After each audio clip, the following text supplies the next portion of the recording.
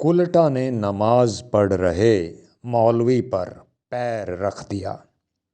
स्वामी राम सुखदास जी कहते हैं, हमने एक कहानी सुनी है।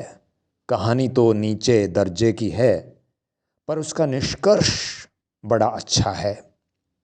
एक कुलटा स्त्री थी। उसको किसी पुरुष से संकेत मिला कि इस समय अमुक स्थान पर तुम आ जाना। तो वह समय पर अपने प्रेमी के पास जा रही थी। रास्ते में एक मस्जिद पड़ती थी। मस्जिद की दीवारें छोटी छोटी थीं। दीवार के पास ही वहाँ का मौलवी झुककर नमाज पढ़ रहा था। वह कुलटा अनजाने में उसके ऊपर पैर रख कर निकल गई। मौलवी को बड़ा गुस्सा आया कि कैसी औरत है यह, इसने मुझ पर जूती सहित पैर रखकर हमको नापाक अशुद्ध बना दिया। वह वहीं बैठकर उसको देखता रहा कि कब आएगी। जब वह कुलटा लौट कर आई तो मौलवी ने उसको धमकाया कि कैसी बेअक्ल हो तुम। हम परवरदिगार की बंदगी में बैठे थे, नमाज पढ़ रहे थे और तुम हमारे ऊपर पैर रख कर चली गई।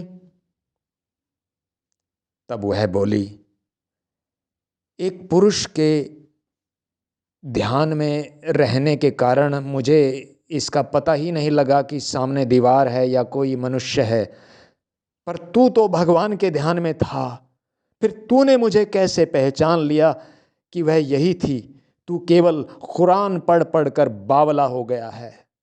अगर तू भगवान के ध्यान में रचा हुआ होता तो मुझे पहचान लेता।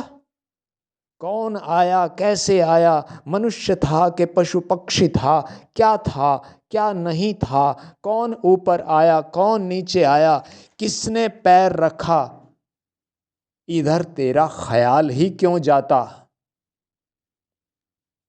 समझाने का तात्पर्य है कि एक भगवान को छोड़कर किसी की तरफ ध्यान ही कैसे जाए, दूसरी बातों का पता ही कैसे लगे।